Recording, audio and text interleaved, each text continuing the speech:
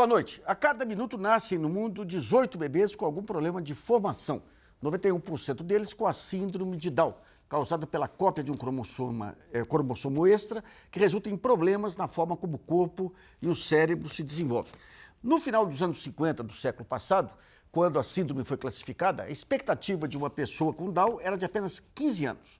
Hoje, um portador pode chegar aos 70 anos, graças a uma série de avanços da medicina, como pesquisas envolvendo estudos com ratos geneticamente modificados, mapeamento do genoma e pesquisas com células-tronco. O Brasilianas.org de hoje vai discutir os avanços e o que ainda precisa ser feito para melhorar a qualidade de vida das pessoas com síndrome de Down. Para falar do tema, convidamos o Dr. Zambustaki, que é médico pediatra, coordenador do ambulatório de genética do Hospital Infantil Darcy Vargas. A doutora Ana Cláudia Brandão, que é médica pediatra, responsável pelo programa de síndrome de Down do Hospital Israelita Albert Einstein. E Rosane Lowenthal, que é mestre e doutora em distúrbios do desenvolvimento. A jornalista Fernanda Balsalobre também está no estúdio para fazer as perguntas dos telespectadores. Lembrando que o programa de hoje é gravado, portanto as perguntas já foram escolhidas do site do Brasilianas.org. Bom, antes de começar o debate, vamos rever uma matéria da repórter Aline Barcelos, que foi apresentada no programa Caminhos da Reportagem da TV Brasil. Ela faz um histórico da síndrome de Down, também chamada de trissomia do 21. Nem sempre a síndrome de Down pode ser detectada durante a gravidez. Na maioria dos casos, a notícia vem assim que a criança nasce.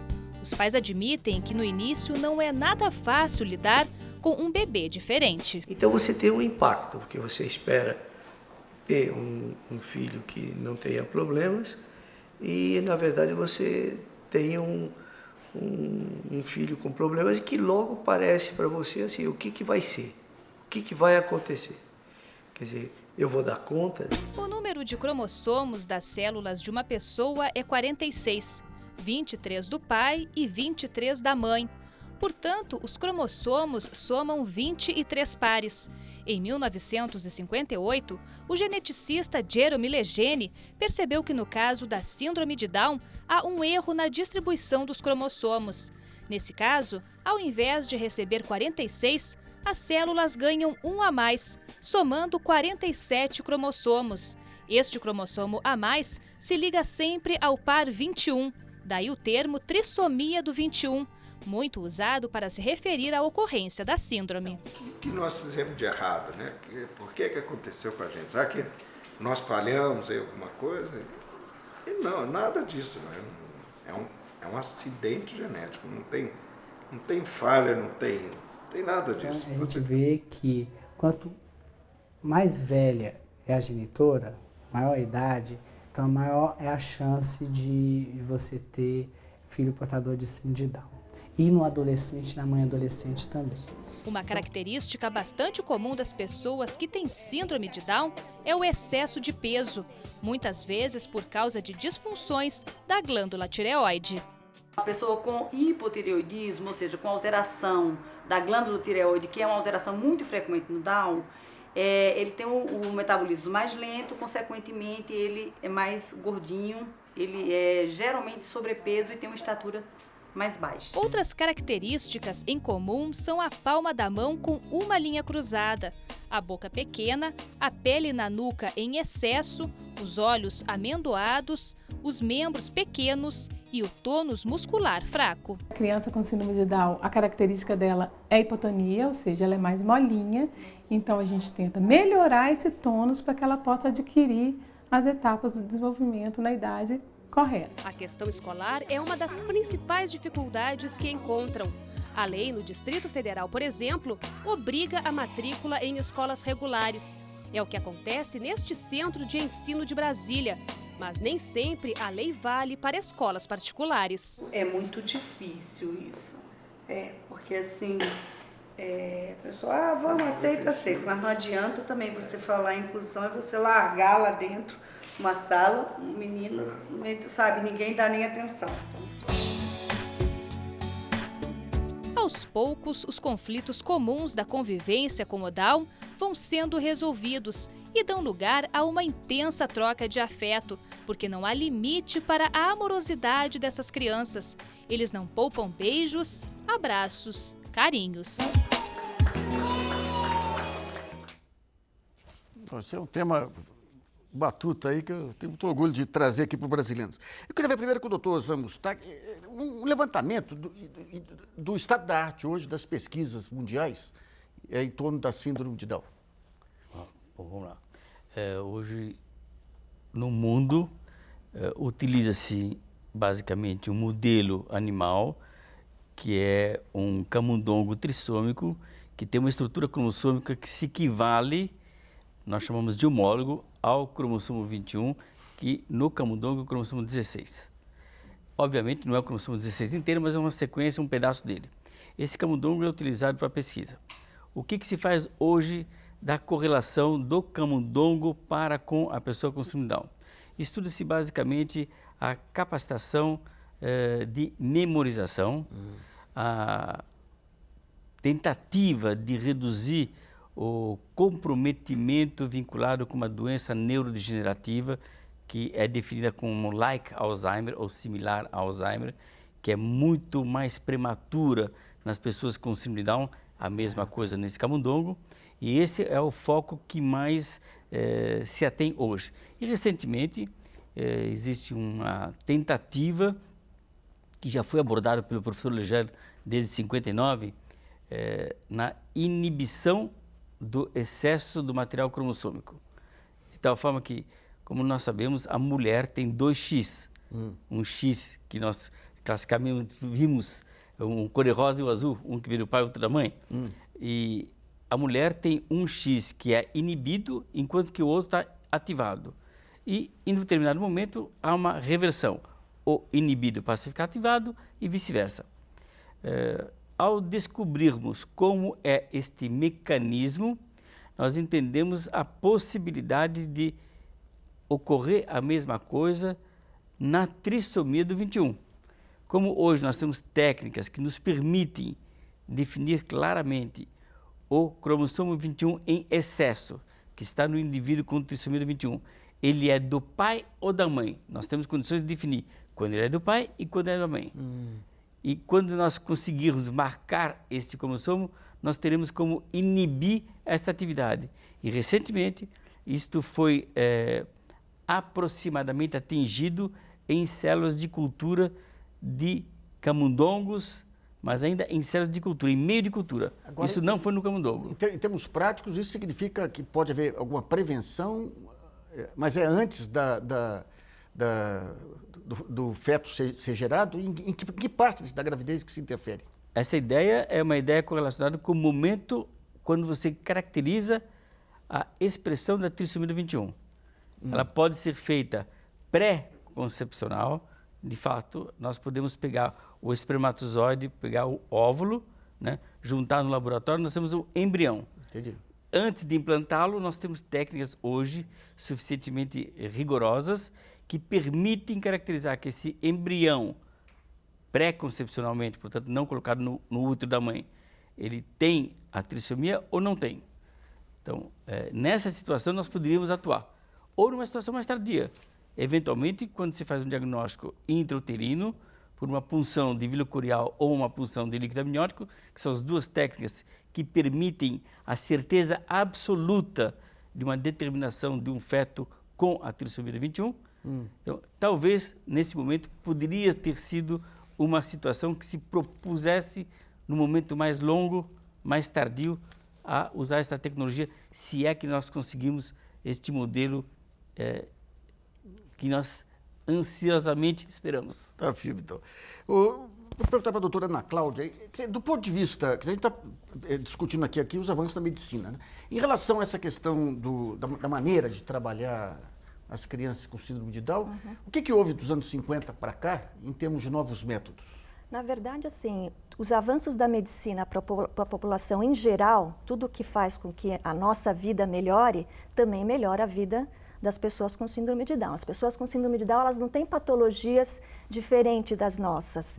Elas têm incidência de algumas patologias um pouco mais frequentes. Então, por exemplo, malformações cardíacas, problemas de tireoide, doenças autoimunes. Então, todo o avanço da medicina que propiciou o desenvolvimento para o tratamento dessas patologias, que são mais frequentes nas pessoas com síndrome de Down, é que fez com que essa expectativa de vida mudasse. Então, do começo do século passado, que a pessoa durava aí até a primeira infância, hoje em dia, como você disse, até 60, 70 anos. Então, possibilidade das correções das malformações cardíacas, das malformações gastrointestinais, que são mais frequentes, tratamentos preventivos de algumas patologias, o próprio diabetes, que é mais comum na síndrome de Down. Então, todo o avanço da medicina para a população em geral contribuiu também em muito para aumento da expectativa da pessoa com síndrome de Down. Não só a medicina também, né? Mas também toda a inclusão, toda a participação familiar que a pessoa com síndrome de Down vem ganhando aí ao longo dos anos. Saiu das instituições, começou a ter uma participação maior na vida da família, na vida da sociedade, e isso a gente sabe que também melhora a qualidade de vida, não só a parte médica propriamente dita. Só para entender, né? Esse programa de síndrome de Down do Einstein, o que ele faz especificamente? A gente tem um ambulatório, onde lá basicamente é até crianças e adolescentes, né? Então a minha formação é de pediatria, então nós atendemos crianças e adolescentes com síndrome de Down, integrado num centro de especialidades pediátricas. Então a possibilidade, como eu disse, as crianças com Down, ela tem frequência aumentada de algumas patologias, então sempre algum outro especialista geralmente está envolvido nesse cuidado, principalmente o endocrinologista, o oftalmologista, que as patologias oculares são mais frequentes, o otorrino, o ortopedista. Então, a possibilidade de troca, né, entre os especialistas e o centro de reabilitação, onde as crianças podem fazer a estimulação, né, a fisioterapia, a fono, terapia ocupacional. Bom, um dos problemas da síndrome de Down é a questão da formação aqui da boca, né? Da face. E a Rosane, ela é especialista nesse tema. O que avançou em termos de novas técnicas aí para corrigir? Eu acho que assim, primeiro, nós conseguimos mapear diferente, né? Nós conseguimos... as pesquisas avançaram em termos da gente conseguir pegar a população com síndrome de Down e fazer um mapeamento de quais são as características propriamente ditas, principalmente a nível de face e das funções de mastigação, respiração, deglutição, tudo isso trabalhando em conjunto, né? Antigamente a gente via, e a gente tem hoje em dia as técnicas de reabilitação e de estimulação precoce desde muito pequenos. Hoje eles frequentam a estimulação precoce desde os 20 dias, coisas que antigamente não se fazia, né? E a gente tem técnicas que a gente consegue melhorar a qualidade de vida deles. Então você via antigamente as crianças com uma língua mais para fora da boca, com a boca mais aberta. E hoje em dia a gente já tem técnicas que a gente vai trabalhando desde pequenos para que isso não aconteça, né? Para que você vai prevenindo certas patologias que podem estar acontecendo e Agora, aparecendo. Isso passa por procedimentos cirúrgicos também? Não, a gente não usa. Tem linhas internacionais que usam procedimentos cirúrgicos, inclusive, né? A gente tem linhas que falam em cirurgias de língua e tal. A gente, no Brasil, a gente não trabalha, né, com essa linha cirúrgica, a gente trabalha com uma linha mais de reabilitação mesmo e de estimulação que a gente que a gente vai fazendo na criança e que tem um resultado bem interessante. A jornalista Fernanda Balsalobre tem uma questão enviada por um telespectador. Lembrando que o programa hoje é gravado e as perguntas já foram previamente selecionadas no site www.brasilianas.org. Fernanda. Obrigada, Nassif. Bom, alguns telespectadores têm uma questão em comum. Eles querem saber se a ocorrência de síndrome de Down é igual entre todas as raças. É igual entre todas as raças. Universal. Brancos, orientais, negros, não tem nenhuma frequência maior em determinada... Ela é bem democrática. Exatamente. Eu queria ver com o professor Gustavo que explicasse um pouquinho como que se descobriu a síndrome, por que passou a se chamar síndrome de Down, que é muito Down, né? E o que ocorreu com o pesquisador e os primeiros estudos? A questão da nomenclatura foi caracterizada até hoje vista como um pequeno problema. A síndrome de Down deveria ter o nome de síndrome de Landau-Down.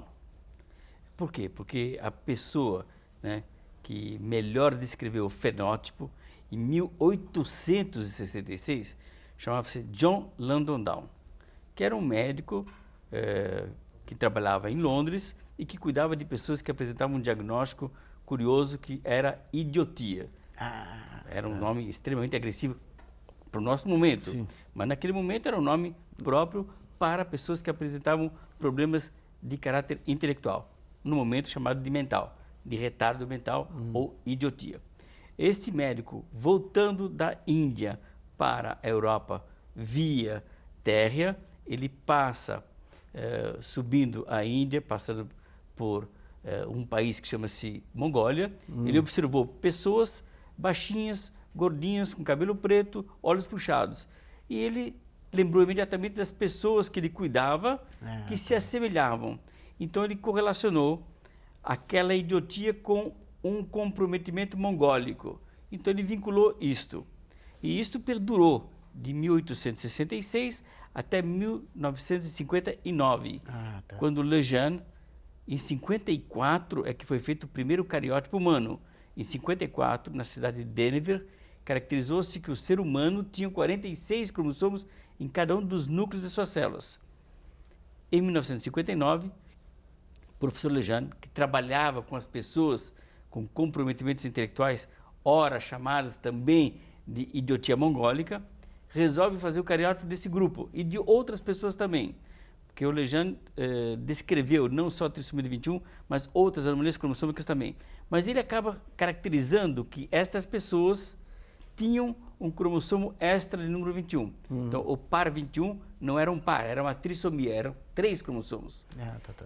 Em homenagem ao melhor indivíduo que descreveu a melhor forma fenotípica da imagem da pessoa, que foi o John Langdon Down, ele tira o nome mongolismo e coloca o nome síndrome de Down.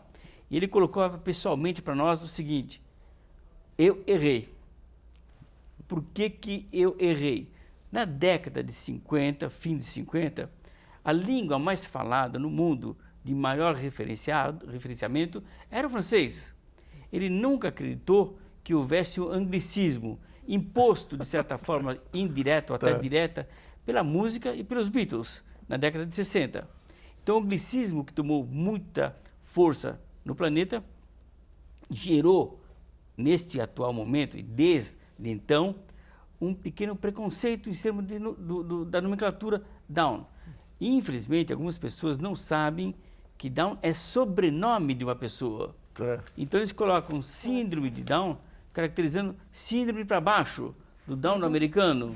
E esse é um grande problema. Por isso que as armadilhas da língua a tentativa atual é colocar síndrome de Langdon Down, ou síndrome da trissomia do cromossomo 21, que é muito mais complicada para o leigo.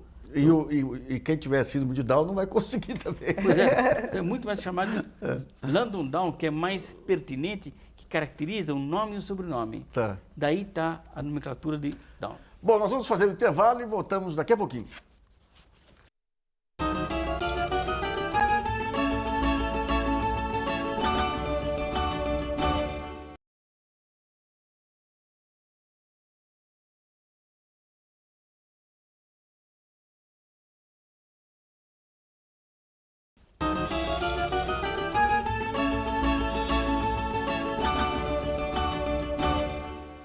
Bom, voltamos com brasilianas.org com o tema a inclusão dos portadores de síndrome de Down.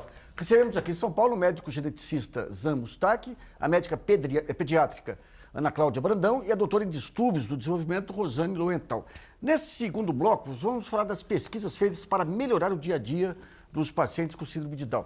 Um exemplo foi divulgado em agosto desse ano. Um neurocientista brasileiro, na Universidade do Colorado, nos Estados Unidos, ministrou medicamentos para o mal de Alzheimer em 42 pessoas com síndrome de Down. Houve uma melhora de 30% da capacidade cognitiva dos pacientes com a síndrome. Tem fundamento? Tem fundamento. Na verdade, assim, esses estudos são baseados todos em estudos animais, como o Zan falou, nesse modelo animal de um rato trissômico, que tem parte do cromossomo dele 16 muito semelhante ao cromossomo 21 humano. Então, a maioria desses estudos nos ratos são para testar drogas que possam modificar os circuitos, vamos dizer, neuronais. Porque o que acontece? O cromossomo 21 a mais, ele tem uma... altera, então, né, dá todas essas características específicas da síndrome de Down, inclusive essas alterações cerebrais. Então, provavelmente, acontece algum desequilíbrio, né? O nosso cérebro funciona tudo por circuitos. Então, a gente tem vários neurotransmissores, dopamina, serotonina, norepinefrina, o GABA, que atualmente é o neurotransmissor aí de maior estudo aí de todos esses laboratórios que estão estudando. E especificamente esse estudo, ele usou a droga chamada memantina, que já tem anos de uso em pacientes idosos com Alzheimer, né, com alguma melhora, e a intenção é que essa memantina, ela altere esse circuito. Deixa eu entender um pouquinho. As características comuns aí ao síndrome de Down, né? Eu conheço um rapazinho muito simpático aí, que ele tem dificuldade de fala, dificuldade de matemática, mas ele tem uma memória visual extraordinária. Bate o olho assim numa casa, já desenha. E tem uma capacidade emocional, uma maturidade emocional que eu não vejo em adultos aí. As características são comuns a todos de Down, essas dificuldades e essas facilidades ou não? Nem sempre, nem sempre. Assim, as pessoas são diferentes, as pessoas com Down, como nós somos diferentes uma das outras. Mas existe, sim, a característica do déficit intelectual. Então, assim, a dificuldade da linguagem, a dificuldade da memória, principalmente a memória de curto prazo, dificuldade verbal, mas existem também características boas, por exemplo, a memória visual é muito boa. Então, assim, da mesma maneira que existem, vamos dizer, personalidades e alguns são bons em determinadas coisas, piores em outras, assim como nós, também existe essa variabilidade na síndrome de Down. Rosane, falando dessas pesquisas, no Brasil, você destacaria que avanços que nós temos obtido nessa área? Olha, eu estou muito ligada nas pesquisas de distúrbios psiquiátricos, né? Então, acho que a gente teve avanço. A gente fez uma pesquisa mapeando toda a cidade de Curitiba para fazer a correlação de autismo com síndrome de Down, né? É a única pesquisa que tem no Brasil feita, que está publicada. A gente não consegue avançar muito a gente para em certo determinado ponto por conta do que a gente tem de instrumentos de pesquisa para autismo, que no Brasil a gente está num ponto assim de avanços também para pessoas que não têm. E a gente hoje tem, né, vem se discutindo, principalmente nessa área mais ligada à saúde mental e das pessoas com síndrome de Down, uma maior incidência de algumas doenças, né, de alguns distúrbios ligados à saúde mental. Então, o autismo é uma delas, né? Os transtornos do espectro autista é uma delas, que a gente tem visto as pesquisas lá fora, e a pesquisa que a gente fez aqui no Brasil também, ela bate, né, os números, que existe uma incidência maior, né, uma chance maior das pessoas com síndrome de Down terem autismo junto. Né, simultaneamente? Simultaneamente. São duas, como se fossem dois distúrbios na mesma pessoa. Né? O que acontece? Antigamente, né, a gente tinha o retardo mental leve, médio e profundo, né, que era colocado assim. E a gente não tinha também diagnósticos, mesmo para as pessoas, se a gente for pensar, as pessoas com transtorno do espectro autista que não estão na população com síndrome de Down, a população típica, né, que a gente chama, também parece que há um aumento do número de pessoas. Não é exatamente uma epidemia, não é esse o aumento, é que nós temos hoje meios de diagnóstico muito mais fáceis, né? E a mesma coisa acontece com a síndrome, né, com pessoas com síndrome de Down. Antigamente, a gente acredita que elas já existiam, né? As pessoas já tinham os transtornos do espectro, mas não eram diagnosticadas. Eram colocadas como as pessoas com transtornos, com deficiência mental profunda. Eu contei outro dia aqui também um rapaz em Poços lá que era querido por toda a molecada e era considerado com retardo. E ele, uma vez, me protegeu, tinha uns grandões querendo me bater, ele me protegeu, então eu falava, não, parecia o Quasímodo, né? É o retardo, mas ele é bom coração, porque não tinha um diagnóstico. Né? Exatamente. Então, assim, o diagnóstico ele é super importante, né? E ele é muito importante para a gente da área de saúde. O que tem que tomar muito cuidado é para o diagnóstico não rotular. Tá. É esse, né, o que a gente tem, o trabalho que a gente tem em relação ao estigma. Rotular Na sociedade, então, né? na semana passada, a presidente, ela sofreu uma vaia porque... Exatamente, porque ela usou falou a expressão... do portador, né? Ela usou não o pode falar do portador.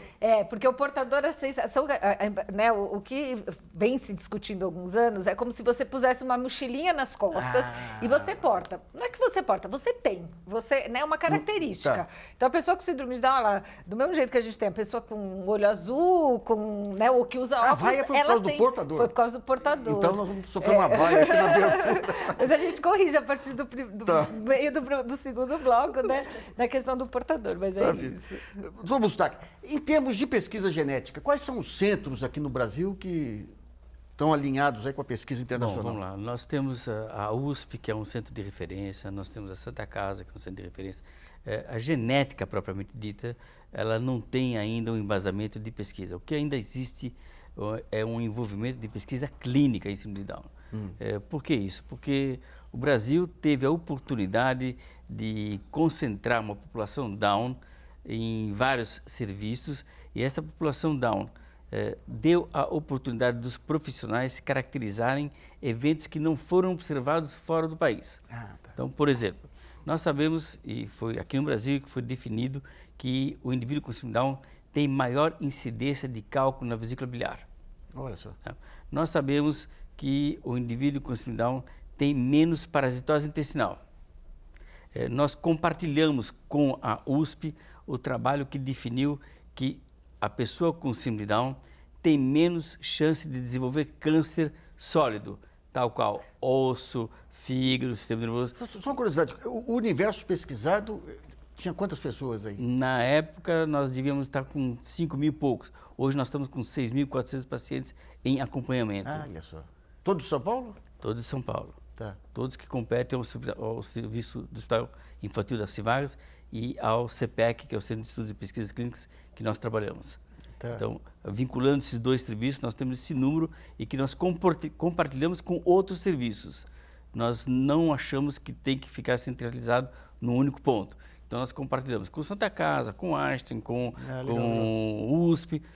Claro, você tem que dividir e procurar as melhores cabeças em lugares específicos para poderem colaborar e determinar definições e diagnóstico. Então, por exemplo, nós estamos agora definindo a expressão do valor da acuidade visual. Então, nós sabemos que todos nós aprendemos ouvindo na escola. O professor fala assim, você prestou atenção? Entendeu, menino? Isso significa, você me ouviu? Contando com este modelo, o professor vai ensinando o indivíduo. Só que a pessoa com síndrome de Down aprende vendo e não ouvindo. Então, hoje nós temos os tablets, nós temos os iPads da vida, nós temos esse instrumento que é utilizado forçando a informação visual para melhor e mais facilmente capacitá-lo. E nós, com esse instrumento, conseguimos caracterizar que esse indivíduo aprende muito mais fácil, relembrando a posição e a colocação bem... Só uma dúvida. Tempos atrás, eu conversei até com um especialista em autismo também. O autismo também não está sendo trabalhado com sistemas de computador, essa parte visual? É possível que o autismo também tenha esse componente de grande peso, mas eu particularmente não estudo autismo. Sabendo que autismo é um componente importante em Down, eu ainda não me atrevi a me preparar para autismo, porque tem gente muito mais capaz que eu e mais interessante para isso. Eu estudo Vamos a uma pergunta que a Fernanda selecionou dos telespectadores. Lembrando que o programa é gravado, então quem já fez, já fez. Fernanda. Bom, a pergunta é da Lúcia Pereira, ela é de Sorocaba, São Paulo, e ela quer saber se casais de pessoas com síndrome de Down podem ter filhos ou em situações em que apenas um possui a síndrome. Na verdade, assim, o que a gente tem na literatura, que as mulheres com síndrome de Down, temos vários casos descritos na literatura de mulheres mães com síndrome de Down, mas acho que na literatura toda só 2 homens, me corrigem, Zé, se for, que são pais. Então, assim, parece que a possibilidade dos homens com síndrome de Down em serem pais é muito menor. Assim, tem muito mais esterilidade. Um casal de Downs podem ter filhos, mas provavelmente vai ser muito mais difícil por conta da impossibilidade do homem com síndrome de Down, tá? Mas em casais, tendo filho, qual a probabilidade de em ter casais Down? em que a mãe tem Down e o pai não, é completamente possível a mulher engravidar. Existe uma chance maior, sim, que na população geral, de ter um filho com síndrome de Down. Mas existem mães Downs que têm filhos sem síndrome de Down. Ah, tem? Tem. Como é que é a relação? A gente tem um caso descrito na Europa. Iugoslávia, que é aquele casal de que tanto a mãe quanto o pai tem síndrome de Down e a criança não tem. Não é. Isso acontece em 20% dos casos, onde o pai e a mãe são Down, existe possibilidade de nascer um indivíduo sem Down. Portanto, em 80% dos casos, quando ocorre, considerando toda a dificuldade da fertilização do indivíduo com sexo masculino, quando ocorre, só em 20% dos casos. Tá? Portanto, 80% dos casos são proles com Down. E quando o pai ou a mãe, um dos dois, é que tem Down, a possibilidade de ocorrer isso é de 50%. Ah, tá. Então, existe na literatura um caso onde o pai e a mãe são Down e o filho não tem Down. Não tem. E como é que é a relação? É óbvio que quem cuida desse indivíduo são os avós. Tá. Né? Que, cá entre nós como avós, eu sou avô, e eu também cuido muito dos meus netos. Eu gosto de cuidar dos meus netos, mas minhas filhas muitas vezes não me deixam. Agora, os indivíduos com Down, os avós assumem... Deitam e rolam. E festejam. Mas acho que isso, Luiz, é importante deixar claro que isso é um momento histórico, né? Eu acho que assim, a partir do momento que eles estão sendo incluídos na sociedade e têm participado, muda a postura também desses casos. Esses são casos de pessoas mais velhas, né? Que viveram um momento diferente. Então, eu acho que essa geração que vem vindo nesse momento histórico que a gente vem, pode vir com cuidados, né? Como qualquer mãe, ou até com... Quantas meninas adolescentes a gente não tem como mães, né? E que ou as avós assumem, ou tem todo um aparato por trás, né? Então, acho que assim, é uma história que vai se construir daqui para frente. Acho que a gente vai ver muito mais daqui a algumas gerações, né? Daqui uns 10 anos, talvez a gente esteja discutindo isso de uma forma totalmente diferente do que a gente vem discutindo Essa hoje. reabilitação do Down na sociedade começou quando? Hoje, por exemplo, nós tivemos lá, eu estive recentemente lá em Recife, nós temos um sarau lá e foram jovens Down lá que encantaram todo mundo lá, fazendo pedidos de música, conversando, dançando, uma coisa sem chocar como seria em outras épocas aí, né? E essa luta para aqui no nosso país é uma luta relativamente recente, não acredito que não tenha mais de 2 décadas, vamos dizer assim. Nos anos 80, no A Sônia máximo, Guzman, né? Foi uma pessoa que trouxe, pelo menos, a grande reabilitação no país. Eu acho que tem uma história que começa Sônia da reabilitação recém-falecida. da saúde mesmo, né? Começa mais ou menos há uns 30 anos atrás, 40 anos atrás, a gente começa com a intervenção preventiva, que a gente chama de intervenção precoce. Então, esses bebês que nasciam começaram a ser estimulados desde muito cedo. E a gente começa com a questão escolar, porque isso ficava muito na área da saúde, né? E aí começa com a questão escolar, mais ou menos a gente pode dizer do final dos anos 80. Mas fala um pouquinho desse personagem que vocês mencionaram ano passado. A Sônia Guzman? Sônia Guzman. A Sônia foi uma grande fisioterapeuta, né? Que começou Ela é responsável pelo trazer pelo método de Bobat. Do Bobat, né? exatamente. O que é esse método? É um método de neuroestimulação. Ah, tá. Então, ela é uma fisioterapeuta que trouxe esse método para cá. Quando? Né? Fim da década de 70. Ela trouxe esse método e esse método foi difundido no Brasil. Mas é importante salientar que a fonoaudiologia foi descrita na década de 60. E, curiosamente, o professor John London Down, em 1866, na sua descrição do indivíduo com síndrome Down, num dos parágrafos ele coloca o seguinte: esta criança, ele se referia a uma menina, essa criança tem uma língua desproporcionalmente aumentada, mas eu tenho a clara impressão que se fizesse ginástica nessa língua, essa língua entraria na boca. Fantástico. Ora, ele tinha acabado de descrever o trabalho da fonoaudiologia, dentro de uma terminologia bem arcaica, bem simples. Esses insights científicos são fantásticos aí, né? Muito. Bom, nós vamos a mais um intervalo e voltamos daqui a pouquinho.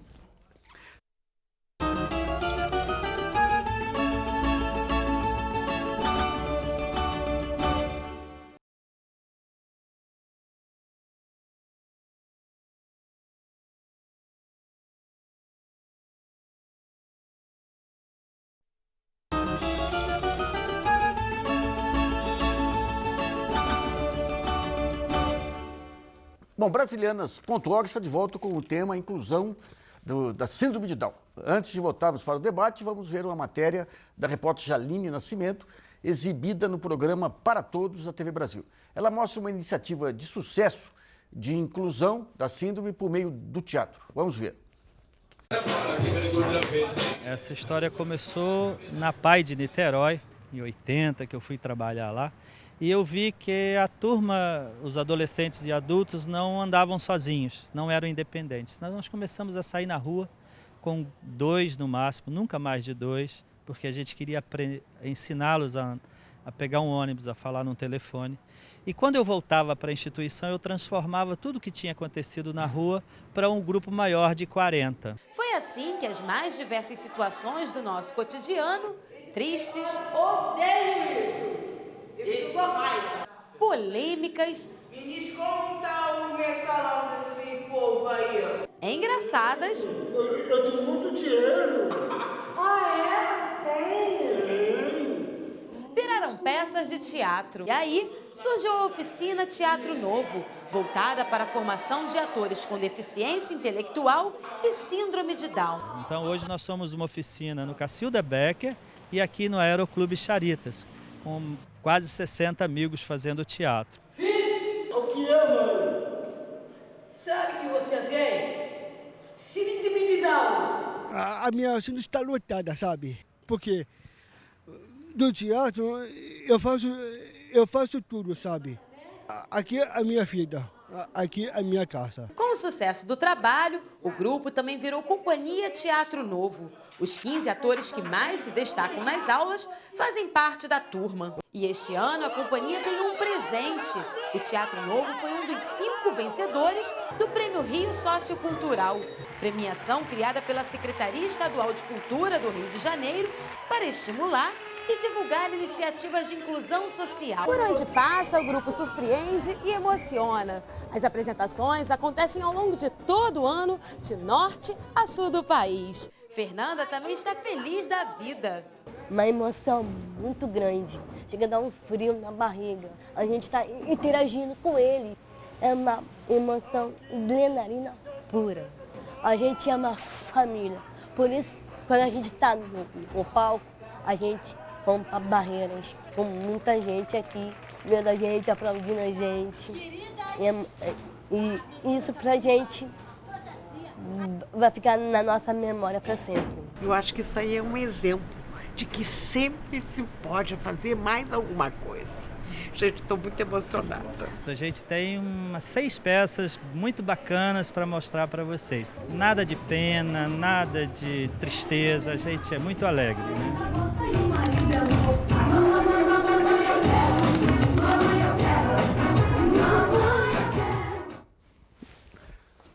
Uma das bandeiras mais interessantes aí dessa batalha da síndrome de Down é a inclusão nas escolas. Eu queria ver com a Rosane. Rosane, que pé que está... Outro dia, por exemplo, eu soube que o Dante Alighieri fez um belo curso lá para tentar pegar ferramentas e capacitar professores. Como que está hoje essa batalha pela inclusão dos alunos com Down nas escolas convencionais? Eu acho que assim, a primeira coisa que a gente tem que colocar é que nos últimos 15 anos a gente avançou muito, principalmente no Brasil.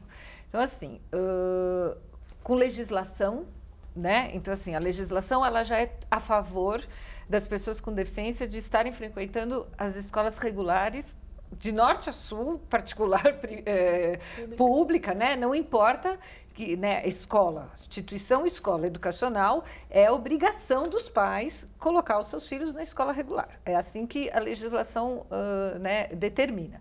E a gente vem nos últimos, eu acho que nesse período, já tendo uma geração, eu acho que assim, agora a gente começa a ter uma geração que já saiu desde o começo do ensino infantil na escola regular e que já está chegando às universidades. Você tem um filho na universidade? Tenho um filho com síndrome de Down que está na universidade, né? Então, assim, eu acho que é a primeira geração que a gente está vendo, né, por esse Brasil, né? Infelizmente, o Bruno ainda é o primeiro no estado de São Paulo, né, a estar na universidade. A gente espera que esse ano tenham mais pessoas com síndrome de Down entrando em São Paulo, mas a gente já tem várias experiências no Brasil de jovens que já até se formaram, que já são universitários, né? Aliás, minto, o Bruno é o primeiro da cidade de São Paulo. A gente tem até 2 em Santos que já se formaram. E eu acho que assim, a gente vem vindo, né? É uma geração que pôde exercitar esse direito de cidadão na escola regular do começo ao final da escola básica, né, que a gente chama de escola básica, e agora cada um procurando o seu rumo, não necessariamente todos têm que fazer universidade, porque não são todos os jovens brasileiros que fazem. Eu acho que tem uma questão de escolha e de anseios mesmo também, mas que eles estão tendo essa possibilidade. Eu queria ver com a Ana Cláudia, que está na linha de frente também lá no Einstein. Dá para mapear capacidades específicas de Down para, eventualmente, políticas de cota, de inclusão no trabalho também? Ou é diversificada também essa capacidade? As crianças com síndrome de Down, todas elas vão para a educação infantil e escola regular. Hoje em dia não se fala mais em escola especial de jeito nenhum. Hoje em dia a escola especial talvez ela tenha um papel de um reforço. Isso já está pacificado. As APAES já não conseguiram... Então, a APAE vai ter um papel de um reforço à escola regular, naquele apoio que aquele aluno precisa de alguma dificuldade mais específica. Mas o ensino dele é na escola regular, desde a educação infantil até o ensino médio, pelo menos, e alguns na universidade. Né? Eu queria ver com o Mustaque, as escolas estão... Qual o preparo que a escola precisa ter, e os professores, para poder atender a esse público, Mustaque? Bom, a primeira coisa é caracterizar que todos temos que aprender. E todos temos que aprender juntos. Temos que crescer, aprender e compartilhar. A ideia de que a minha escola não está apta para receber, porque o meu professor não foi capacitado, é uma ideia de eu não quero receber. Isso é uma coisa assim, extremamente delicada. Nós temos grandes escolas de renome brasileiro, paulista, que não querem receber e fecham a porta com o argumento de dizer assim, não temos capacitação. Quer dizer, não quero me capacitar. E com as redes sociais, elas não vão ter vida fácil, não, hein? Bom, a ideia fundamental... O público também não. Também a gente espera que não. Então, a ideia existem cursos de capacitação? Existem. Esses cursos de capacitação também estão se capacitando? Claro, estão crescendo, estão aprendendo, porque é um modelo novo. E todo modelo novo, uma mãe que é mãe pela primeira vez, ela não tem bula de ser mãe. Ela vai aprender a ser mãe. Uma mãe de indivíduo com síndrome de Down, ela não tem bula nem de ser mãe, muito menos de uma criança com síndrome de Down. Então ela vai aprender. Então ela vai ter assessoramentos paralelos, assim como a escola tem assessoramentos paralelos, para poder crescer e compartilhar esse crescimento com esse indivíduo com síndrome de Down. E quem ganha com isso? Isso é muito importante frisar. Os demais alunos ganham muito mais do que ele. Ficam mais generosos, entendem mais a diversidade. E a sociedade ganha com isso. Porque nós não vivenciamos, no nosso momento, há 40, 50 anos atrás, nós não vivenciamos o deficiente físico, o deficiente mental na nossa sala de aula. Então, isso acarretou projetos preconceituosos. Toda razão. No momento em que eu vivencio isso hoje, o meu filho e o meu neto não vai ter preconceito. Ou seja, a parte mais bonita dessa história toda é que a civilização é por uma sucessão de inclusões. Né? Então já tivemos a inclusão das mulheres lá atrás, que nem frequentavam escola, depois dos negros.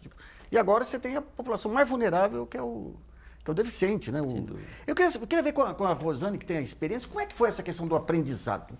Quais os pontos de maior dificuldade e como que se foi trabalhando? Olha, eu acho que assim, o Bruno, por exemplo, passou pelas escolas que nunca tinham tido pessoas com síndrome de Down. Eu acho que é a coisa do erro e do acerto. Né? E acho que o que a gente tem que deixar muito claro é que a escola erra e acerta para qualquer criança. Né? Isso é muito claro, porque fica aquela coisa, eu não vou colocar na escola porque a escola não está preparada. Não, a gente se prepara por aquele aluno que está dentro da escola, até porque cada um vai ter um jeito de aprender diferente, uma linha de raciocínio diferente, né? A maioria aprende pelo visual, mas tem alguns que vão por outra, né? A gente tem circuitarias. O que eu acho que é importante é que hoje as escolas tenham ferramentas, como você falou, né, o que o Dante buscou, o Dante e outras escolas vêm buscando, a capacitação por tecnologias assistivas, que hoje a gente tem muito, né? A gente tem dá alguns exemplos os iPads, a gente tem...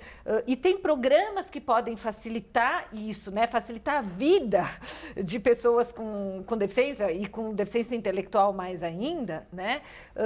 E que elas possam ter a chance de participar por igualdade, nem que ela tenha que usar. Como é que era a relação dos outros coleguinhas com... Olha, o meu filho em particular nunca teve problema, lógico. Teve ano que ele passou pela sacanagem de que o menino mandava enfiar o dedo na tomada, né? Ou aconteceu alguma coisa com ele. Mas eu sempre fui um pouco assim, eu sempre imaginei, né? Pensei que se ele não tivesse inserido na turma, ninguém ia fazer sacanagem também. Né? Porque a sacanagem, ela acontece. É um aprendizado também. É um aprendizado, até porque você tem que aprender a se defender. Isso. Então, a hora que acontece a sacanagem, você tem que ter mecanismos de como que eu me defendo. Então, eu acho que assim,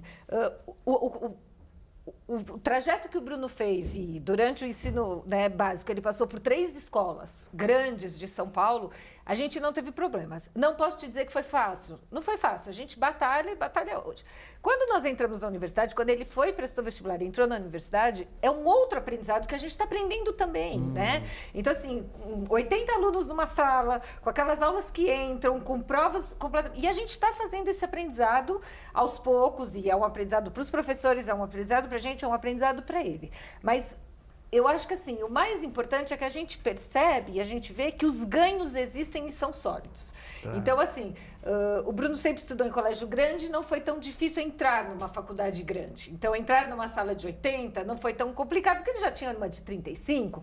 Então, assim, mas tudo isso porque ele sempre conviveu na sociedade. Ele nunca foi excluído, ele sempre conviveu na sociedade. Tá. Essa questão da inclusão, que eu queria também insistir com vocês, até com a sua experiência lá no... Quer dizer, a pessoa que, digamos, naquele modelo antigo da PAI, que você vai para a PAI, no fundo você está excluído lá, porque você está num universo que não é o universo que você vai enfrentar na vida, né? Então, hoje é mais do que comprovado que as crianças que estudam com deficiência intelectual, que estudam em escolas regulares, no final da sua escolarização, ela tem, comparadas com as que estudaram em escolas especiais, um ganho muito maior, em termos de linguagem, de comportamento social, de saber seguir regras, de modelos mais adequados. Isso já é comprovado. Então, assim, não existe mais, a família tem que insistir, a família escolheu uma escola, ela tem que insistir que aquela escola ele tem que estudar lá, é obrigação.